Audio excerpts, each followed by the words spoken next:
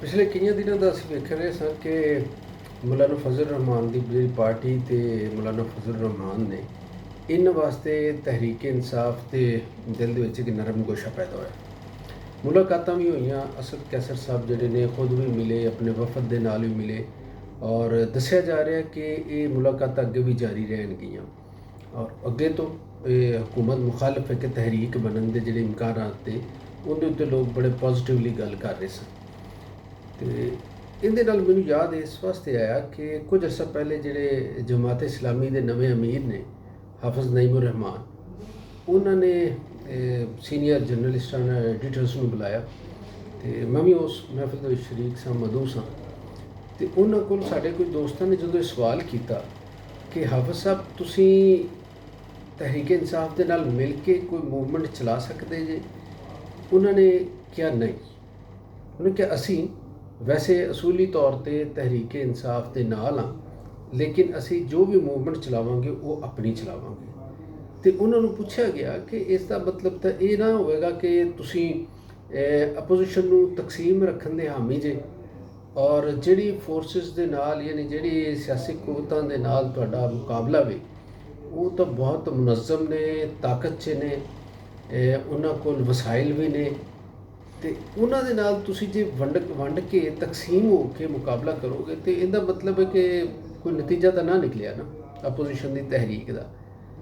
ਤੇ ਉਹਨਾਂ ਕੋਲ ਬਹਰਹਾਲ ਇਹਦਾ ਕੋਈ ਜਵਾਬ ਨਹੀਂ ਸੀ ਤੇ ਉਹਨਾਂ ਨੇ ਕੁਝ ਸਾਥੀਆਂ ਨੇ ਕਿਹਾ ਜੀ ਕਿ ਇਹ ਕੁਝ ਐਸੀਆਂ ਗੱਲਾਂ ਨੇ ਕਿ ਅਸੀਂ ਤੁਹਾਡੇ ਨਾਲ ਸ਼ੇਅਰ ਨਹੀਂ ਕਰ ਸਕਦੇ। ਤੇ ਮੈਨੂੰ ਉਦੋਂ ਹੀ ਲੱਗਾ ਸੀ ਕਿ ਇੱਕ ਪੈਰਲਲ ਜਿਹੜੀ ਮਨਸੂਬਾਬੰਦੀ ਉਹ ਚੱਲਣ ਡਈ ਹੈ ਕਿ ਆਪੋਜੀਸ਼ਨ ਨੂੰ ਇਕੱਠੇ ਨਹੀਂ ਹੋਣ ਦੇਣਾ। ਮੌਲਾਨਾ ਫਜ਼ਲ ਰਹਿਮਾਨ ਤੇ ਹੁਣ ਗੱਲ ਕਰ ਲੈਂਦੇ।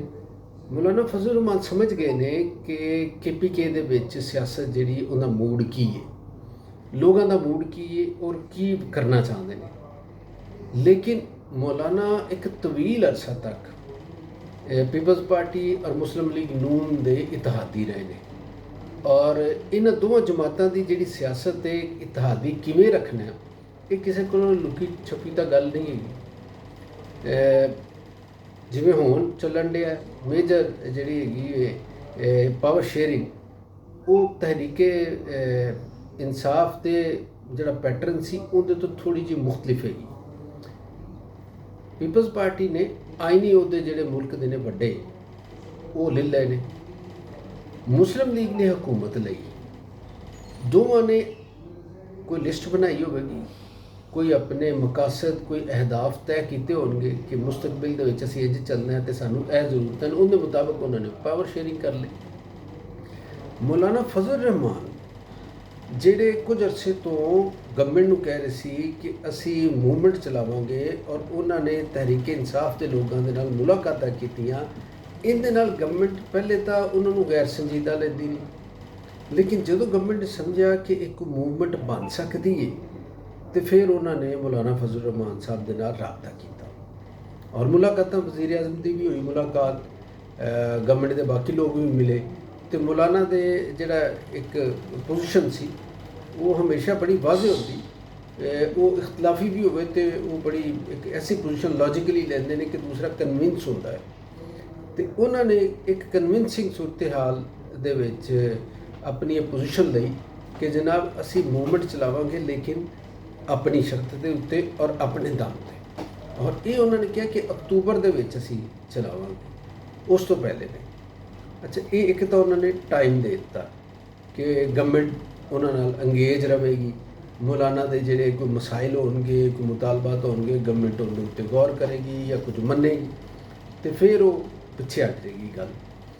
ਲੇਕਿਨ ਇੱਥੇ ਇੱਕ ਤਜਜ਼ੀਆ ਕਰਨਾ ਚਾਹੁੰਦਾ ਹਾਂ ਮੈਂ ਤਜਜ਼ੀਆ ਇਹ ਕਰਨਾ ਚਾਹੁੰਦਾ ਕਿ ਪਾਕਿਸਤਾਨ ਦੀ ਬਾਕੀ ਜਿੰਨੀਆਂ ਜਮਾਤਾਂ ਨੇ ਉਹਨਾਂ ਦਾ ਮਕਸਦ ਅਗਰਚੇ ਹਕੂਮਤ ਹਟਾਉਣਾ ਵੀ ਹੋਵੇ, ਯਾਨੀ ਜਦੋਂ ਆਪੋਜੀਸ਼ਨ 'ਚ ਹੋਣ ਉਹ ਜਮਾਤਾਂ ਤੇ ਉਹ ਬਰਸਰ ਇਕਤਦਾਰ ਪਾਰਟੀ ਨੂੰ ਹਟਾਉਣਾ ਚਾਹੁਣ ਤੇ ਬਾਕੀ ਜੋ ਵੀ ਮਕਾਸਦ ਉਹ ਤੈਅ ਕਰਨ, ਲੇਕਿਨ ਉਹਦੇ ਵਿੱਚ ਇੱਕ ਮਹਿੰਗਾਈ, ਲੋਕਾਂ ਨੂੰ ਇਨਸਾਫ ਨਾ ਮਿਲਣਾ ਔਰ ਆਮ ਲੋਕਾਂ ਦੇ ਮਸਾਇਲ, ਕਰਪਸ਼ਨ, ਇਹਨੂੰ ਸ਼ਾਮਲ ਰੱਖਦੇ ਨੇ ਏਜੰਡੇ ਦੇ ਵਿੱਚ।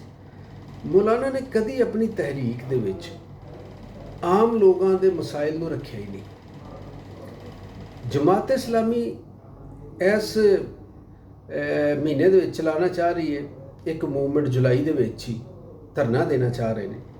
ਉਹਦੇ ਅਮੀਰ ਨੇ ਐਲਾਨ ਕੀਤਾ ਕਿ ਮਹਿੰਗਾਈ ਦੇ ਖਿਲਾਫ, ਬਿਜਲੀ ਔਰ ਗੈਸ ਦੇ ਜਿਹੜੇ ਬਿੱਲ ਵਧੇ ਨੇ ਉਹਦੇ ਖਿਲਾਫ ਅਸੀਂ ਧਰਨਾ ਦੇਵਾਂਗੇ ਇਸਲਾਮਾਬਾਦ ਦੇ ਵਿੱਚ। ਮੌਲਾਨਾ ਜਿਹੜੇ ਕਹਿ ਰਹੇ ਨੇ ਉਹਦੇ ਵਿੱਚ ਬਿਜਲੀ ਗੈਸ ਵਗੈਰਾ ਦੀ ਕੋਈ ਜ਼ਿਕਰ ਨਹੀਂ ਕਰਦੇ। ਉਹ ਹਕੂਮਤ ਮੁਖਾਲਫ ਤਹਿਰੀਕ ਦੀ ਗੱਲ ਕਰਦੇ ਨੇ, ਜਾਂ ਫਿਰ ਉਹ ਇਹ ਗੱਲ ਕਰਦੇ ਨੇ ਕਿ ਅਪੋਜੀਸ਼ਨ ਦਾ ਕੋਈ ਵੱਡਾ ਅਲਾਇੰਸ ਬਣੇ, ਜਿਵੇਂ ਕਿ ਤਹਿਰੀਕ ਬਹਾਲੀ ਆਇਨ ਦੀ ਇੱਕ ਗੱਲ ਹੈਗੀ, ਤੇ ਉਹ ਅਲਾਇੰਸ ਦੇ ਵੱਲੋਂ ਮੌਲਾਨਾ ਕੁਝ ਕਰਨਗੇ, ਲੇਕਿਨ ਉਹ ਕਿਤੇ ਵੀ ਆਮ ਆਦਮੀ ਦੇ ਨਾਲ ਨਹੀਂ ਜੁੜੇ। ਮੈਂ ਸਮਝਦਾ ਵਾਂ ਕਿ ਮੌਲਾਨਾ ਦਾ ਜਿਹੜਾ ਅੰਦਾਜ਼ੇ ਸਿਆਸਤ ਹੈ ਨਾ, ਉਹ ਪਾਵਰ ਪੋਲੀਟਿਕਸ ਹੈਗਾ, ਉਹ ਅਵਾਮੀ ਪੋਲੀਟਿਕਸ ਨਹੀਂ ਹੈਗਾ। ਅਵਾਮੀ ਪੋਲੀਟਿਕਸ ਜਿਹੜੀਆਂ ਜਮਾਤਾਂ ਕਰਦੀਆਂ ਉਹ ਪਬਲਿਕ ਦੇ ਇਸ਼ੂਜ਼ ਨੂੰ ਵਿੱਚ ਰੱਖਦੀਆਂ ਨੇ, ਲੇਕਿਨ ਮੌਲਾਨਾ ਨਹੀਂ ਰੱਖਦੇ। ਉਹ ਪਾਵਰ ਪੋਲੀਟਿਕਸ ਕਰਦੇ ਨੇ, ਔਰ ਜਿੰਨੀ ਕੁ ਉਹਦੇ ਵਿੱਚ ਗੁੰਜਾਇਸ਼ ਬਣਦੀ ਫਿਰ ਆਪਣਾ ਸ਼ੇਅਰ ਲੈਂਦੇ ਨੇ ਉਹਦੇ। ਉਹ ਅਪੋਜੀਸ਼ਨ 'ਚ ਹੋਣ ਜਾਂ ਹਿਜ਼ਬ ਇਖਤਲਾਫ ਦਾ ਹਿੱਸਾ ਹੋਣ। ਹੁਣ ਜਿਹੜੀ ਉਹਨਾਂ ਦੀ ਸਿਆਸਤ ਹੈਗੀ ਉਹ ਵੀ ਇਸੇ ਪਾਸੇ ਹੀ ਸਾਨੂੰ ਟੁਰਦੀ ਨਜ਼ਰ ਆਉਂਦੀ।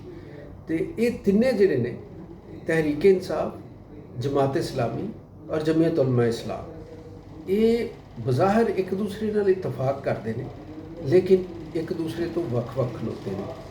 ਕਿਸੇ ਇੱਕ ਮੂਵਮੈਂਟ ਚਲਾਉਣ ਵਾਸਤੇ ਇਹਨਾਂ ਦੇ ਵਿੱਚ ਇਤਫਾਕ ਨਹੀਂ ਹੋ ਰਿਹਾ, ਔਰ ਦਰਅਸਲ ਹਕੂਮਤ ਦੀ ਇਹੀ ਕਾਮਯਾਬੀ ਹੈ।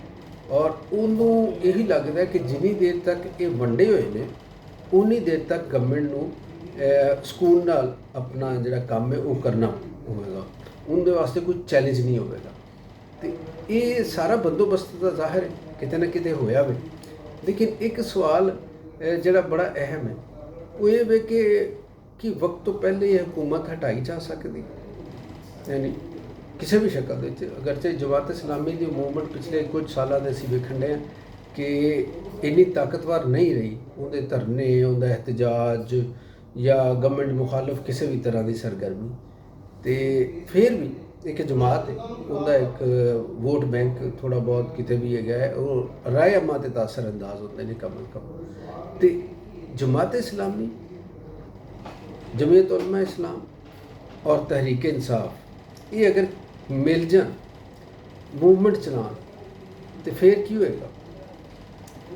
ਮੈਂ ਤੁਹਾਨੂੰ ਦੱਸਾਂ, ਤਜਜ਼ੀਏ ਜੋ ਮਰਜ਼ੀ ਕਰ ਲਏ ਜਾਣ, ਮੈਨੂੰ ਲੱਗਦਾ ਹੈ ਕਿ ਨਵਾਂ ਇਲੈਕਸ਼ਨ ਨਹੀਂ ਹੋ ਸਕਦਾ। ਹਾਂ, ਤਹਿਰੀਕ ਇਨਸਾਫ ਨੂੰ ਅਗਰ ਉਸ ਮੁਆਹਦਾ ਹੁੰਦਾ ਹੈ ਔਰ ਉਹਨੂੰ ਮਨਾਇਆ ਜਾਂਦਾ ਹੈ, ਤੇ ਉਹਨੂੰ ਦਿੱਤਾ ਕੀ ਜਾ ਸਕਦਾ ਹੈ? ਉਹਨੂੰ ਦਿੱਤਾ ਇਹ ਜਾ ਸਕਦਾ ਹੈ ਕਿ ਕੁਝ ਲੋਕਾਂ ਦੇ ਜਿਹੜੇ ਮੁਕੱਦਮਾਤ ਨੇ ਉਹ ख़त्म ਕੀਤੇ ਜਾਣ, ਲੇਕਿਨ ਇਮਰਾਨ ਖਾਨ ਦੇ ਮੁਕੱਦਮਾਤ ਮੁਕੰਮਲ ख़त्म ਨਹੀਂ ਹੋਣਗੇ, ਮੇਰਾ ਤਜਜ਼ੀਆ। ਔਰ ਇਹਦੀ ਵਜ੍ਹਾ ਵੀ ਇੱਕ ਮੁਖਾਲਫਤ ਦੇ ਵਿੱਚ ਵੀ ਸਾਡੇ ਹਾਂ ਐਸਾ ਇੰਤਜ਼ਾਮ ਕੀਤਾ ਜਾਂਦਾ ਹੈ ਕਿ ਹਰੀਫ ਨੂੰ ਸਿਆਸੀ ਤੌਰ 'ਤੇ ਜ਼ਿੰਦਾ ਵੀ ਰਹਿਣ ਦਾ ਇੱਕ ਇਮਕਾਨ ਔਰ ਮੌਕਾ ਦਿੱਤਾ ਜਾਂਦਾ ਹੈ। ਮੁਲਕ ਦੇ ਹਾਲਾਤ ਨੇ ਕਿਸੇ ਵੀ ਸਿਮਤ ਦੇ ਵਿੱਚ ਤਬਦੀਲ ਹੋ ਸਕਦੇ ਨੇ। ਅਮਰੀਕਾ ਦੇ ਵਿੱਚ ਟਰੰਪ ਆ ਜਾਵੇ ਤੇ ਪਾਕਿਸਤਾਨ ਦੇ ਉੱਤੇ ਉਹਦੇ ਅਸਰਾਤ ਹੋਣਗੇ, ਪਾਕਿਸਤਾਨ ਦੀ ਸਿਆਸਤ ਤਬਦੀਲ ਹੋ ਜਾਏਗੀ। ਤੇ ਉਹ ਤਬਦੀਲ ਹੋਈ ਸਿਆਸਤ ਦੇ ਵਿੱਚ ਜ਼ਾਹਿਰ ਐਸਾ ਬੰਦਾ ਆਏਗਾ ਜਿਹਦਾ ਟਰੰਪ ਦੇ ਨਾਲ ਕੋਆਰਡੀਨੇਸ਼ਨ ਬਿਹਤਰ ਹੈਗਾ। ਜਿਵੇਂ ਬਾਈਡਨ ਦੀ ਕੋਆਰਡੀਨੇਸ਼ਨ ਪੀਪਲਜ਼ ਪਾਰਟੀ ਦੀ ਗਵਰਨਮੈਂਟ ਦੇ ਨਾਲ, ਪੀਪਲਜ਼ ਪਾਰਟੀ ਦੇ ਲੋਕਾਂ ਨਾਲ ਠੀਕ ਸੀ, ਤੇ ਇੱਥੇ ਜੋ ਕੁਝ ਹੋਇਆ ਉਹਦੇ ਉੱਤੇ ਬਾਈਡਨ ਖਾਮੋਸ਼ ਰਿਹਾ। ਸੋ ਇਹ ਚੀਜ਼ਾਂ ਹੈਗੀਆਂ ਨੇ, ਲੇਕਿਨ ਅਗਰ ਇਹ ਨਹੀਂ ਹੁੰਦਾ ਕੁਝ, ਤੇ ਗਵਰਨਮੈਂਟ ਦਾ ਜਾਣਾ ਬਾਹਰ ਸਾਨੂੰ ਮੁਸ਼ਕਿਲ ਲੱਗਦਾ ਹੈ। ਤੇ ਇਹ ਜ਼ਰੂਰ ਹੈਗਾ ਕਿ ਇਹ ਸੂਰਤ ਹਾਲ ਦੇ ਵਿੱਚ ਥੋੜ੍ਹੀ ਬਹੁਤੀ ਸਾਨੂੰ ਤਬਦੀਲੀ ਨਜ਼ਰ ਆਏਗੀ, ਮੁਫਾਹਮਤ ਆਏਗੀ, ਜਾਂ ਇਹੋ ਜਿਹੇ ਨਾਅਰੇ ਸੁਣਨ ਨੂੰ ਮਿਲਣਗੇ ਕਿ ਠੀਕ ਹੈ ਅਸੀਂ ਕੌਮੀ ਮੁਫਾਦ ਦੇ ਵਿੱਚ ਹਕੂਮਤ ਦੀ ਤਬਦੀਲੀ ਦਾ ਹਿੱਸਾ ਨਹੀਂ ਬਣਨ ਡਏ, ਜਾਂ ਪਹਿਲੇ ਇੰਜ ਦਾ ਹੁੰਦਾ ਰਿਹਾ ਤੇ ਅਸੀਂ ਉਹ ਵਾਲੀ ਮਿਸਾਲ ਨਹੀਂ ਕਾਇਮ ਕਰਾਂਗੇ, ਅਸੀਂ ਇੱਕ ਨਵਾਂ ਸਲੂਕ ਦੱਸਾਂਗੇ ਕਿ ਠੀਕ ਹੈ ਤੁਸੀਂ ਆਪਣੀ ਮੁੱਦਤ ਪੂਰੀ ਕਰੋ। ਤੇ ਇਹ ਜਨਾਬ ਇੱਕ ਨਵੀਂ ਸੂਰਤ ਹਾਲ ਸੀ ਮੌਲਾਨਾ ਦੀ ਸਿਆਸਤ ਦੇ ਉੱਤੇ, ਜਮਾਤ ਇਸਲਾਮੀ ਦੀ ਸਿਆਸਤ ਦੇ ਉੱਤੇ, ਔਰ ਪੀਪਲਜ਼ ਪਾਰਟੀ ਔਰ ਨੂਨ ਲੀਗ ਜਿਹੜੀ ਉਹ ਇਸ ਤਰਜ਼ ਸਿਆਸਤ ਦੇ ਵਿੱਚ ਕੀ ਫਾਇਦਾ ਚੁੱਕ ਰਹੀ, ਔਰ ਸਾਡੇ ਵਿੱਚ ਇੱਥੇ ਕੀ ਇੱਕ ਸਿਆਸੀ ਸ਼ਕਲ ਬਣਨ ਡਈ ਹੈ ਸਾਡੀ ਹਕੂਮਤ ਅਮਲੀ ਦੀ। ਇਹਦੇ ਉੱਤੇ ਅਸੀਂ ਗੱਲ ਕੀਤੀ। ਤੇ ਜੀਂਦੇ ਰਹੋ, ਵਸਦੇ ਰਹੋ।